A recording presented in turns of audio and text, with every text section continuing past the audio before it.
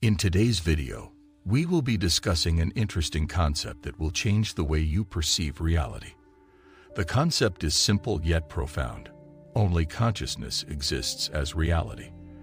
Understanding the true meaning of this statement is essential if you want to unleash the power of your imagination and manifest the reality of your dreams. The power of imagination is often overlooked, but it is one of the most potent tools we possess. If you want to change your reality or the world around you, you must first understand the power of your imagination. In this video, we will clarify the true meaning of this statement and delve into its implications. So be sure to watch the whole video to gain a deeper understanding of this concept. Before we begin, I would like to invite you to subscribe to this channel if you want to see more videos on the law of assumption and manifestation. We strive to bring you valuable content that can help you transform your life. So without further ado, let's get started. Without a doubt, Neville Goddard is one of the best teachers of modern manifestation. His writings and lectures are filled with thought-provoking content that sparks discussion and has helped many people make life-changing decisions.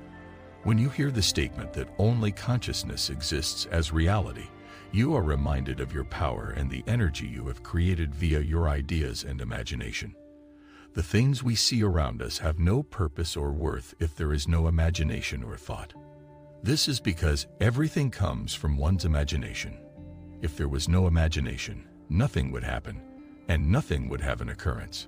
If anything or an activity is first imagined in our imaginations, we would then perform the particular action or finish the particular task. To put it simply, how we act is controlled by our thinking. Neville Goddard aptly explains this in the following quote: "Remain committed to the fact that your consciousness, your ins, and your awareness of being aware is the only truth. It is the rock on which all events can be characterized. There isn't any other reason but that. I am not aware of a specific definition of a phenomenon that states everything is conscious. If there is disaster in my world, it is all my fault. I created the light and the joy, if there is any. According to this understanding, nothing else exists if you are unable to locate a cause that is not related to your consciousness. Your environment acts as a big mirror that constantly reflects who you are back to you." These are not any of my words.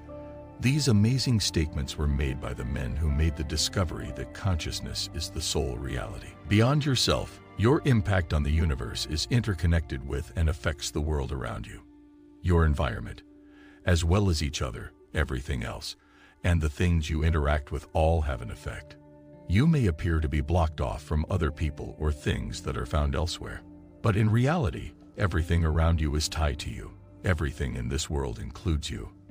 And without your consciousness, nothing would exist. You won't be able to interact with things or converse with other people without consciousness.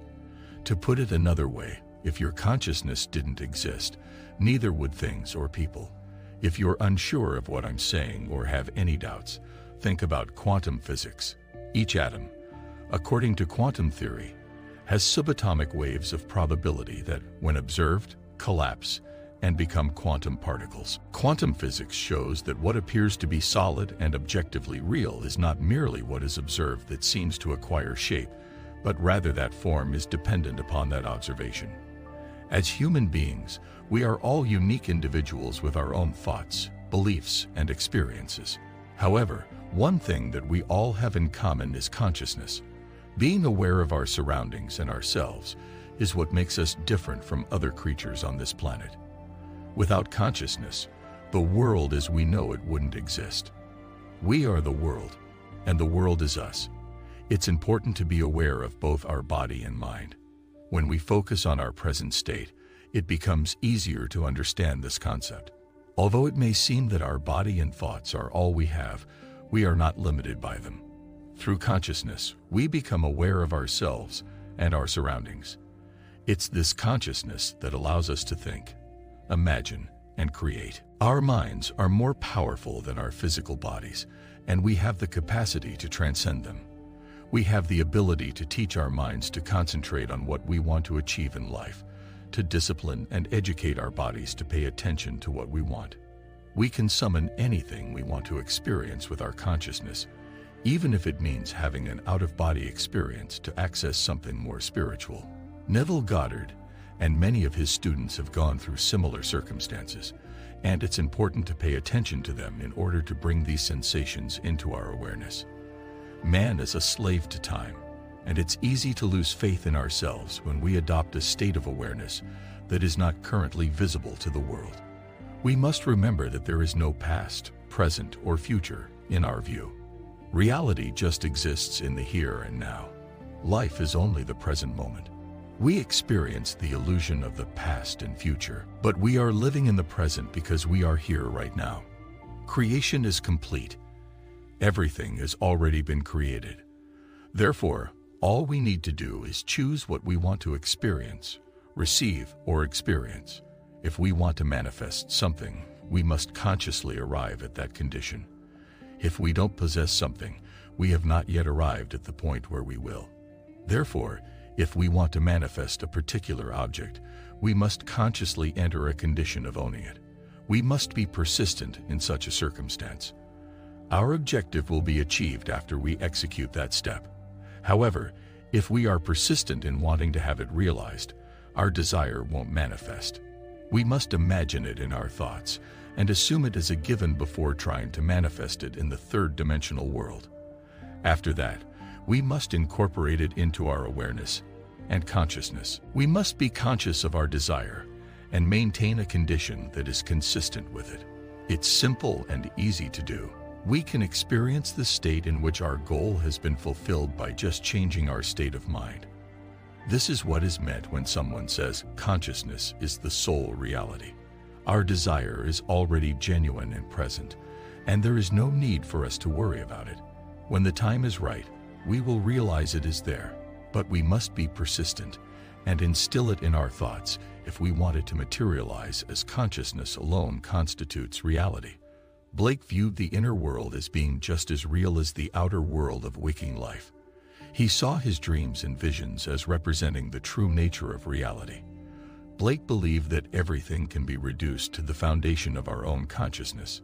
He believed that the kingdom of heaven is within us, and that the imaginative man invests the outer world with all of his properties.